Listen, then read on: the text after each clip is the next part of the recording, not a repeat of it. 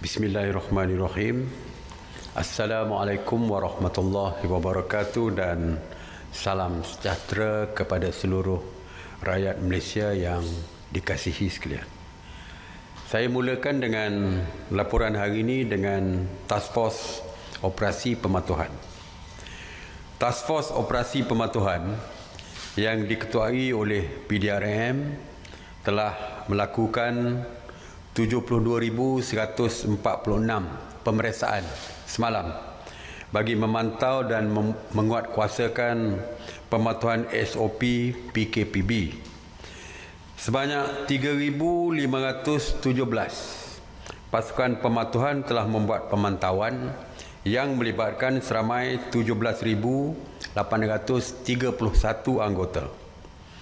PDRM juga telah mengenakan 148 sekatan jalan raya rentas sempadan negeri di seluruh negara dan memeriksa sebanyak 283,677 kenderaan berbanding dengan 147,327 kenderaan pada hari sebelumnya. Sebanyak 229 kenderaan telah diarah berpatah balik atas cubaan rentas negeri tanpa kebenaran. Antara negeri yang mencatatkan cubaan rentas negeri yang tertinggi adalah Melaka sebanyak 70, Selangor 53 dan Negeri Sembilan 49. Maknanya masih ada lagi yang cuba merentas negeri. Sama ada mau balik beraya ataupun tidak, tapi masih lagi ada yang cuba merentas negeri dan jumlahnya bertambah.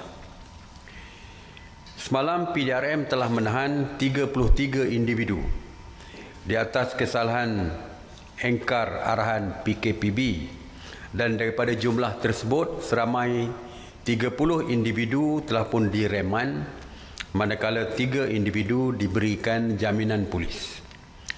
PDRM turut mengeluarkan kompaun kepada 248 individu di atas pelbagai kesalahan engkar arahan PKP, namun yang menggembirakan tiada kompaun dikeluarkan di atas kesalahan ziarah Aidilfitri. Saya kira Aidilfitri dah walaupun sebulan, tetapi ziarah nampaknya sudah pun tiada lagi. Alhamdulillah.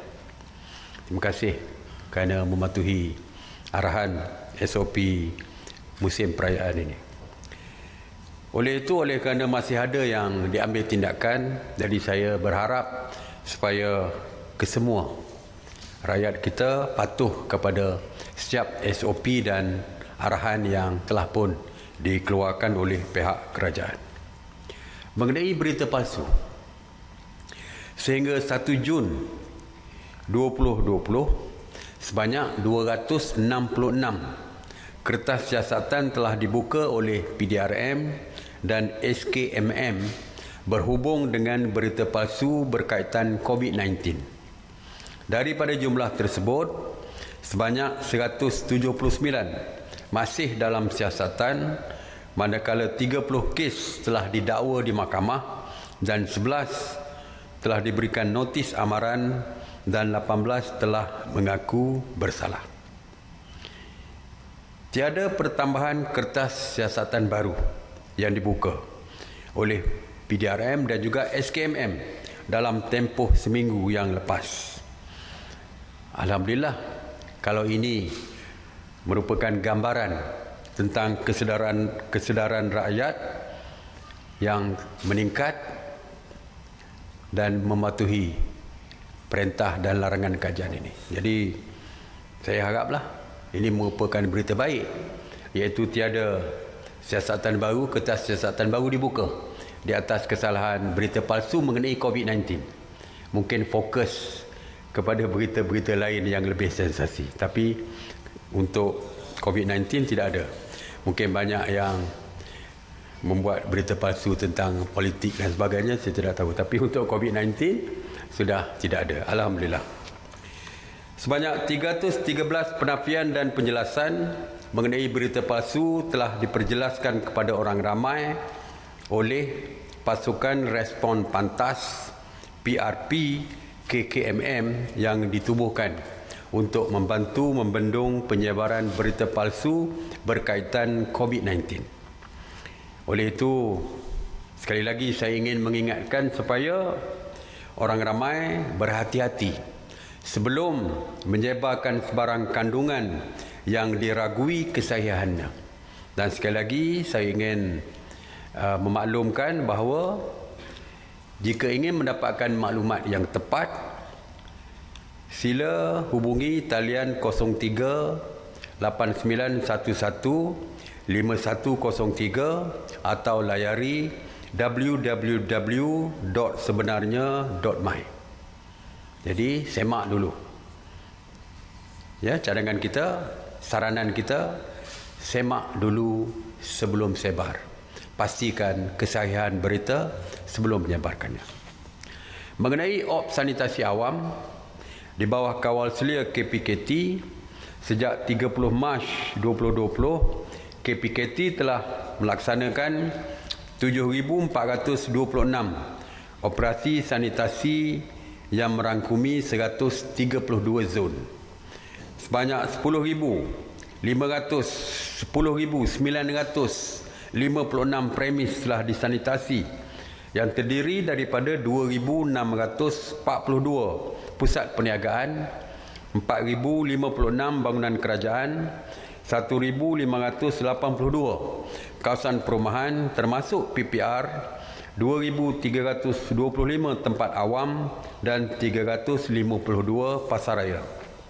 Semalam, sebanyak 47 operasi sanitasi yang meliputi 31 zon di 10 buah negeri, antaranya adalah Sabah 14 operasi, Johor dan Melaka 7 operasi. Mengenai pusat kuarantin, sehingga jam 8 pagi 2 Jun, sebanyak 185 pusat kuarantin telah beroperasi berbanding 186 pada hari sebelumnya, yang mana 14,365 individu sedang menjalani proses kuarantin wajib.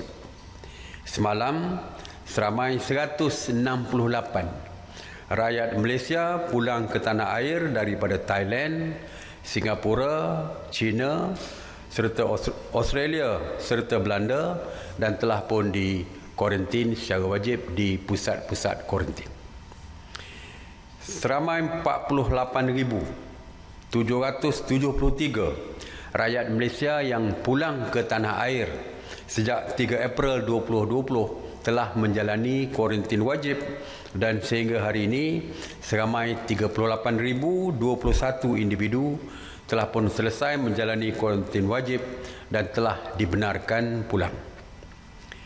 Mengenai penghantaran pulang pelajar IPT, sejak 27 April 2020 sehingga hari ini, Kementerian Pengajian Tinggi telah menghantar pulang seramai 56,814 pelajar IPT yang berada di kampus di seluruh negara ke pangkuan keluarga masing-masing. Semalam tiada pergerakan penghantaran pulang, manakala hari ini seramai 915 pelajar dijadualkan untuk dihantar pulang ke kampung halaman masing-masing, iaitu 3 penerbangan dari Kuala Lumpur ke Sibu, Miri dan Bintulu. Dijadualkan untuk menghantar pulang 491 pelajar, manakala 2 penerbangan dari Kuching ke Kota Kinabalu akan menghantar pulang 326 pelajar, manakala 1 penerbangan dari Bintulu ke Kuching dan Kota Kinabalu ke Kuala Lumpur membawa pulang 98 pelajar. Di dalam mesyuarat khas menteri-menteri pagi ini, beberapa keputusan telah pun dibuat. Sebelum ini saya telah pun memaklumkan bahawa mesyuarat telah memutuskan untuk membenarkan penggambaran filem, drama, iklan dan sebagainya. Dan saya sebutkan waktu itu penggambaran boleh bermula selepas hari raya. Hari ini kita telah putuskan penggambaran filem dan lain-lain tadi yang berkaitan dengan penggambaran boleh memulakan operasi mereka bermula 10 Jun 2020. Walau bagaimanapun, aktiviti penggambaran juga mestilah mematuhi setiap SOP yang telah pun diputuskan di dalam mesyuarat tersebut, terutamanya mengenai penjarakan sosial, tidak membolehkan perhimpunan yang ramai dan sebagainya.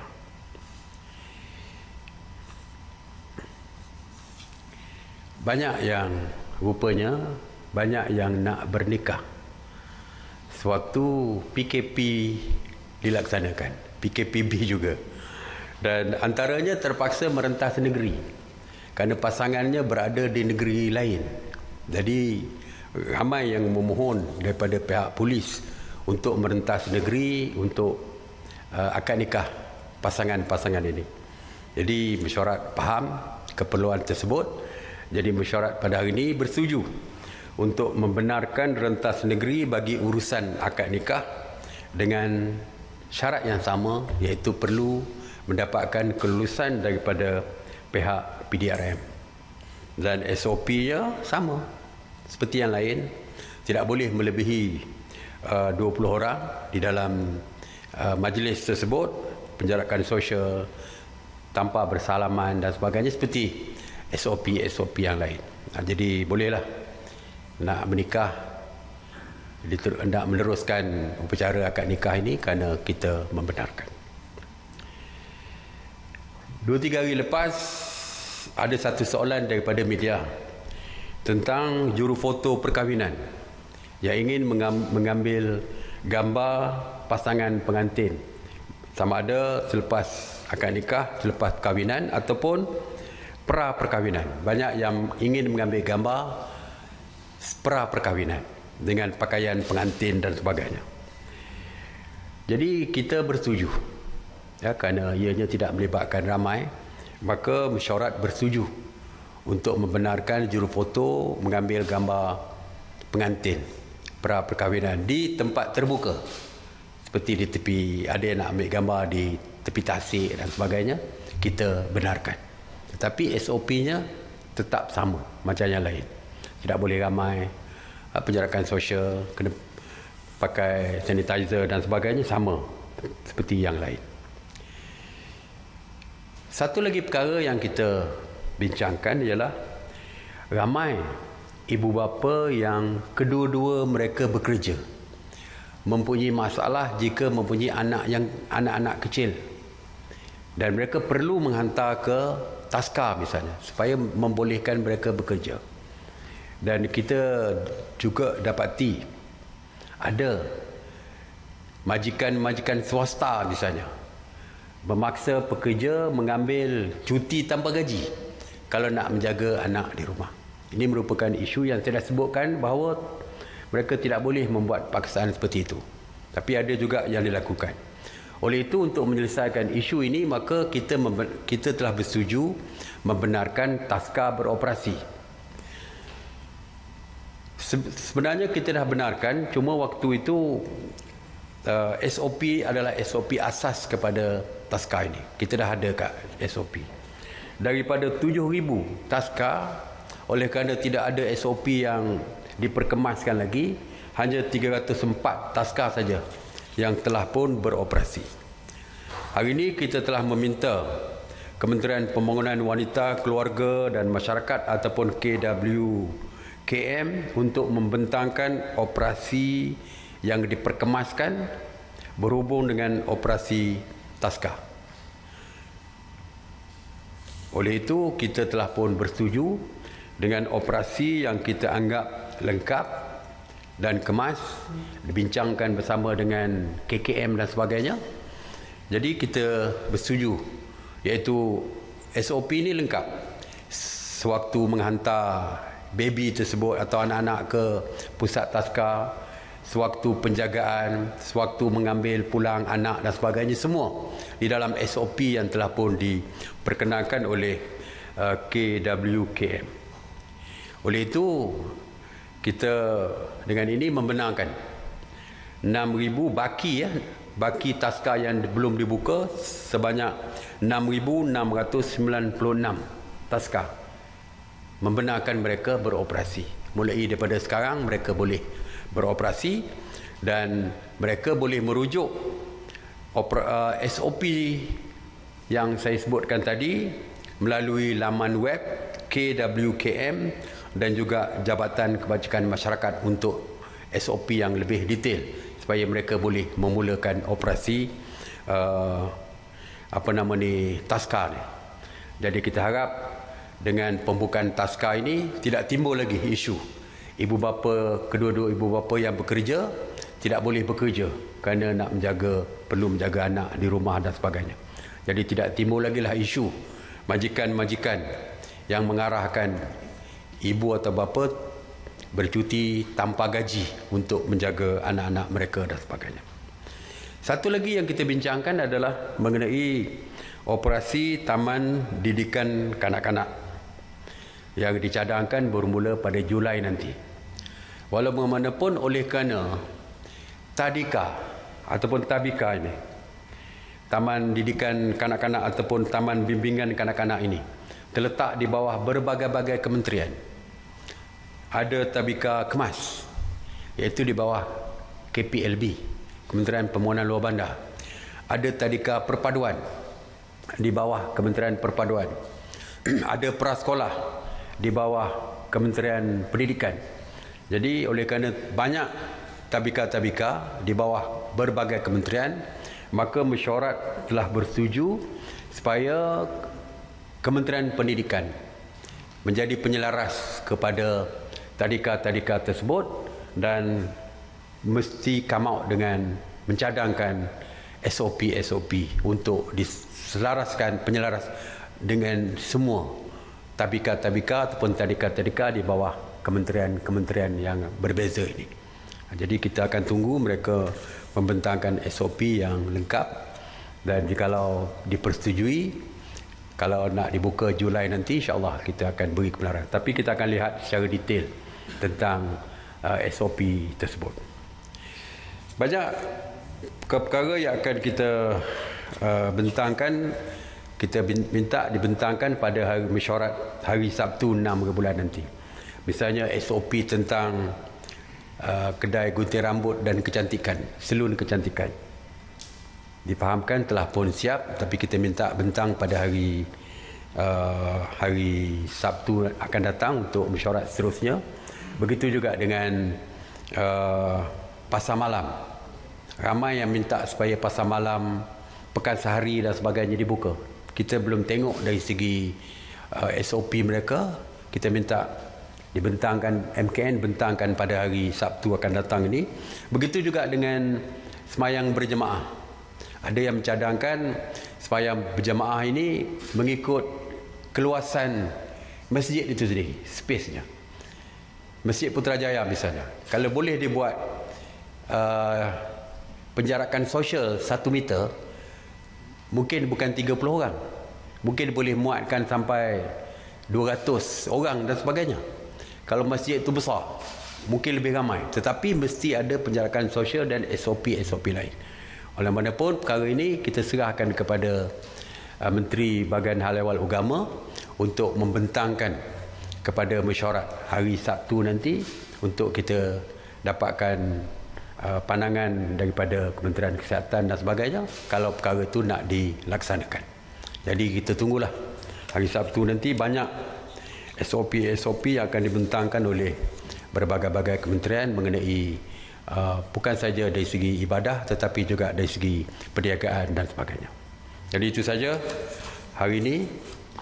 Sekali lagi seruan saya seperti biasa, hashtag saya terus kekal di rumah untuk terus kekal selamat. Stay home, stay safe. Saya buka kepada soalan. Assalamualaikum Datuk Seri, Afiq bin Amar. Saya mempunyai dua soalan. Datuk Seri, sebelum ini yang kita tahu bahawa COVID terdapat di Depot Immigration. Terkini terdapat kes positif COVID di penjara Sungai Buloh semalam, iaitu seorang banduan bukan warga negara.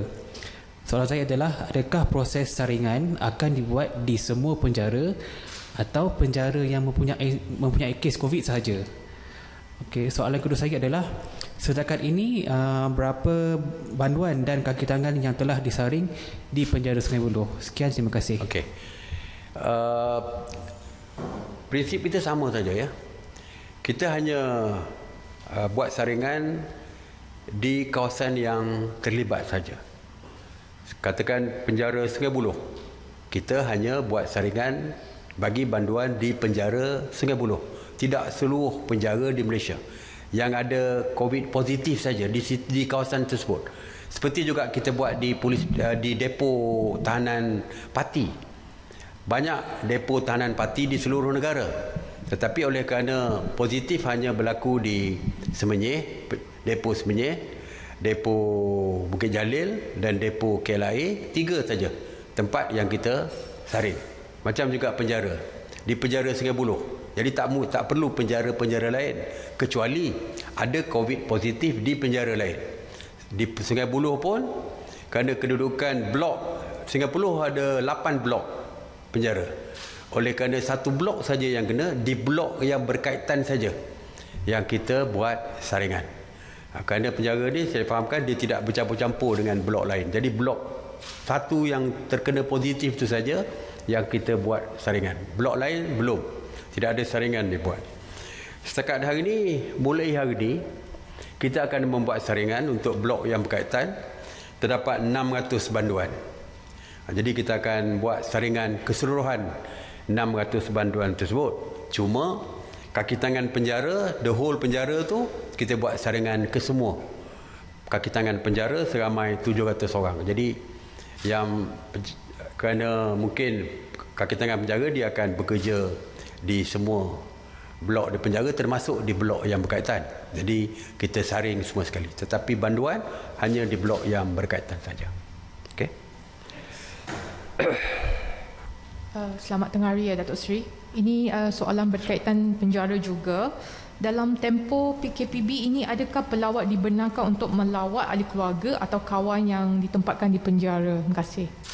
Daripada PKP dulu kita tidak benarkan, sampai hari ini masih tidak dibenarkan, ya, masih tidak dibenarkan.